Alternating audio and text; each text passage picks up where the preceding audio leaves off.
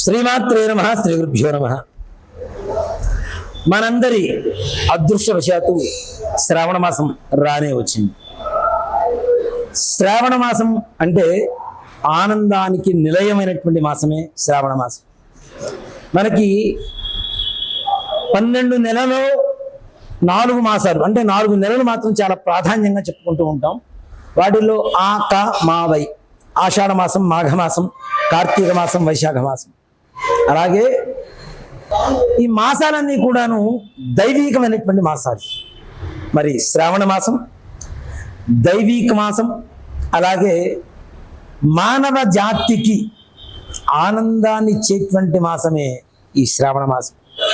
అసలు శ్రావణ మాసానికి ఆ పేరు ఎలా వచ్చింది అంటే, శ్రావణ శుద్ధ పౌర్ణమి రోజున శ్రవణ నక్షత్రం వస్తుంది కాబట్టి ఈ మాసానికి శ్రావణ మాసం అనేటువంటి పేరు వచ్చింది.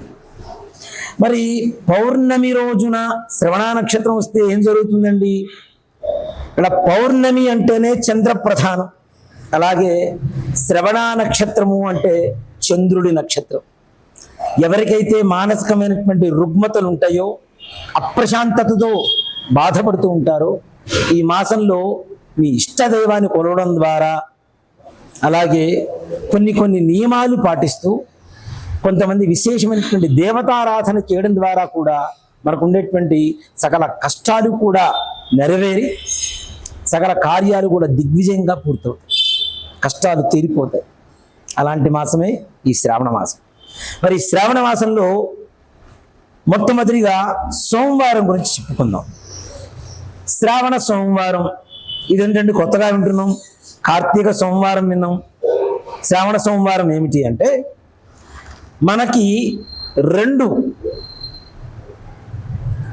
మానాలు ఉన్నాయి, అంటే కాలమానాలు. వాటిని ఒకటి సౌరమానం, ఒకటి చాంద్రమానం అని చెప్పి పిలుస్తూ ఉంటాం. మనం చూడండి, దక్షిణ భారతదేశంలో స్వస్తి శ్రీ చాంద్రమానేనా అని రాస్తుంటాం ప్రతి ముహూర్తానికి కూడా.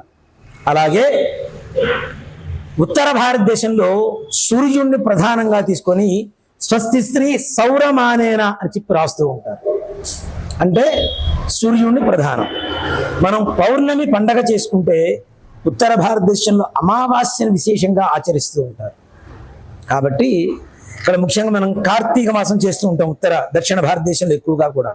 ఎందుకు అంటే, కార్తీక మాసానికి అధిపతి రవి కాబట్టి మనం పాటిస్తున్నది చాంద్రమానం, చంద్రుని ప్రధానంగా తీసుకుంటున్నాం కాబట్టి అది చీకటి మాసంగా, చీకటి అంటేనే చెడు, చెడులో ఉండేటువంటి సకల దోషాలను నివృత్తి చేసేటువంటి మాసంగా కార్తీక మాసాన్ని మనం ఎక్కువగా పూజలు చేస్తూ ఉంటాం, విశేషంగా ఆరాధనలు చేస్తూ ఉంటాం.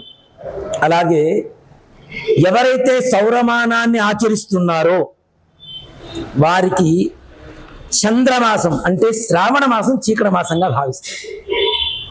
కాబట్టి శ్రావణ మాసాన్ని ఉత్తర భారతదేశంలో చాలా విశేషమైనటువంటి శివారాధన చేస్తూ ఉంటారు.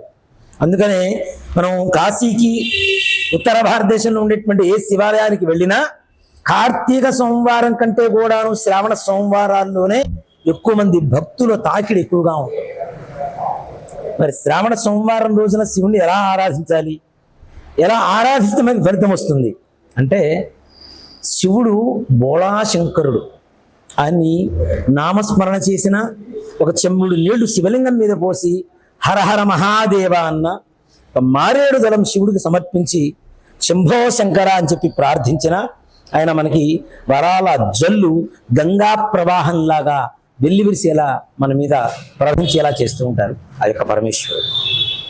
అలాంటి శ్రావణ సోమవారం రోజున తెల్లవారుజామున స్నానం చేసి ఉదయం 6 గంటల నుంచి 7 గంటల వరకు చంద్రహోరా సమయం అంటాం సోమవారం రోజున. ఈ శ్రావణ సోమవారంలో చంద్రహోరలు అంటే ఉదయం 6 గంటల నుంచి 7 గంటల మధ్యలో మారేడు దళం కాస్త పెద్దగా ఉన్నది తీసుకోండి.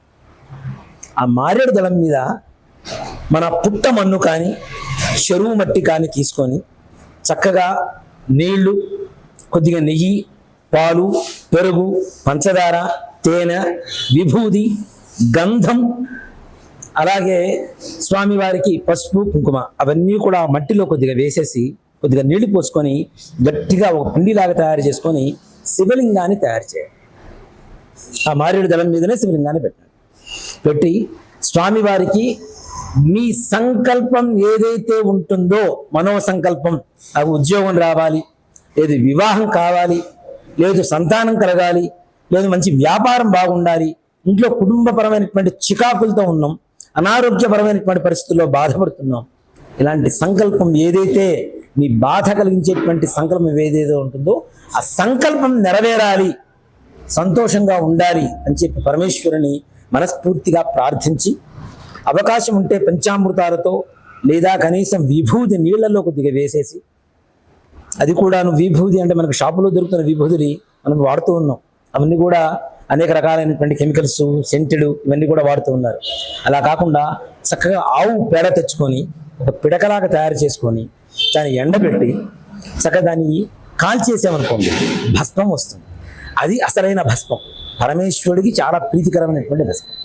ఆ భస్మాన్ని కొద్దిగా నీళ్లలో వేసుకొని ప్రతిరోజు కూడా మీకు రుద్రం చక్కగా యూట్యూబ్లో దొరుకుతూ ఉంటుంది, లేదు నమస్తే అస్తు భగవన్ విశ్వేశ్వరాయ మహాదేవాయ త్రయంబకాయ త్రిపురాంతకాయ త్రికాగ్ని కాలాయ కాలాగ్ని రుద్రాయ నీలకంఠాయ మృత్యుంజయాయ సర్వేశ్వరాయ సదాశివాయ శ్రీమన్మహాదేవాయ నమః అనేటువంటి మంత్రంతో కానీ, లేదు త్రయంబకం యజామహే సుగంధం పుష్టివర్ధనం ఉర్వారుకమివ బంధనాన్ మృత్యోర్ముక్షీయమామృతాత్ అనేటువంటి మంత్రంతో కానీ, ఇవేవి కూడా సాధ్యపడవు, ఓం నమ శివాయ అనేటువంటి శివపంచాక్షరి మంత్రంతో కానీ ఒక ఉద్ధరణతో గానో స్పూన్తోనో తీసుకుంటూ స్వామివారికి అభిషేకం చేసి, చక్కగా అభిషేకం అయిన తర్వాత మరలా శుద్ధోదకం, శుద్ధ జలం వేసి కాస్త విభూతి పెట్టి, గంధం పెట్టి, కుంకుమ పెట్టి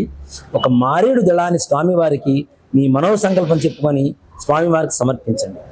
ఈ శివలింగాన్ని పూజ చేసిన తర్వాత మరుసటి రోజు ప్రొద్దున్నే మీ యొక్క తులసి కోటలో పెట్టండి. మరుసటి రోజు మట్టి తీసుకొని మరలా శివలింగం తయారు చేసుకోవాలి. ఇలా మాసం మొత్తం చేయొచ్చు, లేదా కనీసంగా శ్రావణ సోమవారాలు, ఈ సోమవారం అయినా సరే తప్పనిసరిగా చేయండి. పరమేశ్వరుడి అనుగ్రహం పొందండి. ఈశ్వరుడే ఐశ్వర్యకారకుడు కాబట్టి మనం కోరుకునేటువంటి ఏ ఐశ్వర్యాన్నైనా ఈశ్వర ప్రసాదంతో మనం పొందవచ్చును. కాబట్టి ఈ విధంగా పూజ చేసి ఈశ్వర అనుగ్రహం పొందండి, సకల కార్య సిద్ధి పొందండి. శ్రీమాత్రే నమః. శ్రీ గురుభ్యో నమః.